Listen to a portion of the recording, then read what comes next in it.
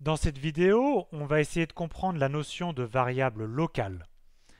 Alors, la portée d'une variable est une notion délicate à comprendre et on va commencer par un petit exemple. Donc, je définis ici une fonction qui s'appelle plus1 et qui prend en paramètre un nombre x. La première chose que fait cette fonction, c'est de faire x devient x plus 1 et on renvoie cette nouvelle valeur de x. Donc la fonction plus 1, elle incrémente la valeur de x de 1. Maintenant, je vais utiliser cette fonction. Donc au départ, j'ai défini une variable x initialisée à la valeur 7. Premier affichage, on demande d'afficher la valeur de x. Donc x vaut 7, il devrait afficher 7. Deuxième chose, je demande d'afficher le résultat de plus 1 de x. Donc x vaut 7, on a dit que la fonction plus 1, ça augmente de 1, ça devrait logiquement afficher 8. Passons au dernier affichage. On demande de réafficher x. Alors la question c'est quelle va être la valeur affichée? Parce que on a entre-temps appelé notre fonction. Et dans notre fonction, on a l'instruction x devient x plus 1. Donc la question est, quelle est la valeur affichée pour x à la fin? Voyons si tu as trouvé la bonne réponse. J'exécute le script. Il affiche d'abord 7 qui était la valeur initiale de x. Ensuite, il affiche 8, c'est la valeur de 7 augmentée de 1. Et à la fin, il affiche 7. La valeur finale de x est toujours la même. En fait, la valeur de x n'a pas changé dans ce programme. Alors, comment c'est possible? Il faut comprendre qu'il y a en fait deux x différents. On a une variable locale x qui est celle de la fonction. Il faut considérer que le x dans la fonction n'existe que dans la fonction. Et puis on a une variable globale x qui, elle, est définie pour le programme tout entier. Alors une autre façon de voir les choses, c'est de penser que ici que x n'est juste qu'une notation, j'aurais pu appeler ici mon paramètre y. Donc j'appelle mon paramètre y, j'augmente y de 1, je renvoie la nouvelle valeur, et ça ne doit pas changer mon programme, et il fait bien la même chose.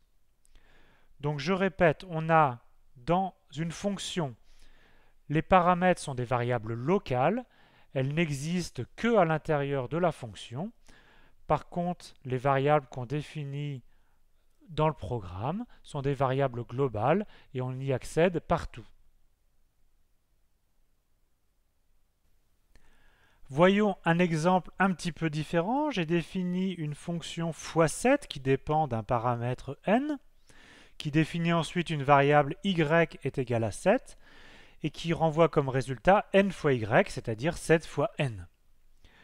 Et ensuite, dans mon programme, j'utilise cette fonction. Je définis d'abord une variable x qui vaut 6, je demande l'affichage de x, et ensuite je demande l'affichage de x7 de x, c'est-à-dire 7 fois x, c'est-à-dire ici 7 fois 6. Et ensuite, je demande l'affichage de y. Alors, voyons voir ce qui se passe. Quand j'exécute mon programme, tout d'abord, il m'affiche bien x qui vaut 6. Ensuite, il m'affiche bien x7 de x, c'est-à-dire 6 fois 7, il m'affiche 42. Et ensuite, par contre, j'obtiens une erreur. Et l'erreur, c'est que y n'est pas défini. En fait, le y qui est là, c'est celui-là qui n'est pas défini. Et pourquoi il n'est pas défini? Parce que le y a été défini à l'intérieur de ma fonction. C'est donc une variable qui est locale à cette fonction. Elle n'existe que dans cette fonction et on n'a pas le droit de l'utiliser en dehors de cette fonction. Par contre, le x a été défini globalement et lui, j'ai le droit de l'utiliser partout. Une autre façon de comprendre la portée des variables, c'est d'attribuer des couleurs aux variables. Alors ici, je commence mon petit programme en définissant l'instruction x égale 7. J'ai donc une variable x initialisée à la valeur 7. Et comme on n'est pas dans une fonction, ce sera une variable globale. Et ici, j'ai choisi la couleur rouge. Ensuite, j'ai la définition d'une fonction de paramètre x qui exécute en son sein l'instruction x devient x plus 1 et renvoie cette nouvelle valeur de x. Mais ici, x est une variable locale qui n'existe que à l'intérieur de cette fonction et j'ai donc choisi de lui attribuer la couleur bleue. J'ai une autre fonction, double, qui a aussi comme paramètre x, qui calcule x devient 2x et qui renvoie la nouvelle valeur de x, donc qui renvoie donc le double de x de départ. Le x est une nouvelle variable locale qui n'a rien à voir ni avec le x rouge ni avec le x bleu, et donc je lui ai donné la couleur verte. Et maintenant, je reviens à mon programme.